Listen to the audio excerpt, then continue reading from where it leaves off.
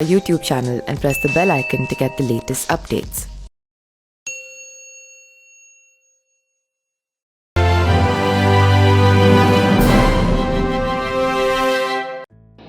नमस्कार, मेरा नाम पिंटू सिंह यादव है और आप देखना शुरू कर चुके हैं न्यूज लाइव। दोस्तों, इलाहाबाद हाई कोर्ट में सांसद और समाजवादी पार्टी के प्रत्याशी अफजाल अंसारी से जुड़े गैंगस्टर के मामले में अब 13 मई को सुनवाई होगी और इसके साथ ही अफजाल अंसारी की मुश्किलें बढ़ गई है, क्योंकि अफजाल अंसारी गाजीपुर में सपा प्रत्याशी हैं और गाजीपुर में 7 मई से ही नामांकन की प्रक्रिया शुरू होने वाली है। 14 मई को नामांकन की अंतिम तारीख है और 15 मई को नाम वापसी है। ऐसे में ज्यादा संभावना इसी बात की है कि अफजाल अंसारी अपनी बेटी यानी कि नुसरत अंसारी को चुनाव में उतारे, जिसकी फील्डिंग वो पिछले एक सप्ताह में सजा रहे हैं। 14 मई तक अफजाल के मामले में फैसला आने की उम्मीद की तलवार लटकी रहेगी। यदि हाईकोर्ट सजा को बरकरार रखता है तो उनकी संसद सदस्यता रद्द हो जाएगी।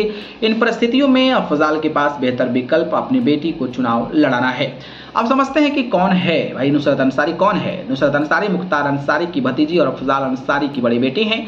नुसरत ने लखनऊ से प्रारंभिक शिक्षा ली है और दिल्ली के लेडीज राम कॉलेज से ग्रेजुएशन किया है। इसके साथ ही Tata institute of social sciences Tuljapur से रूरल डेवलपमेंट विषय में पीजी यानी कि पोस्ट ग्रेजुएट किया है। नुसरत गोल्ड मेडलिस्ट रही हैं और सबसे कम उम्र की दस्तानगो भी रही है। दस्तानगो एक किस्सा कहानी कहने की एक पुरानी विधा है और 1000 साल पहले अरबी नायक और अमीर हमजा के काल में ये विधा सबसे ज्यादा प्रचलन में थी।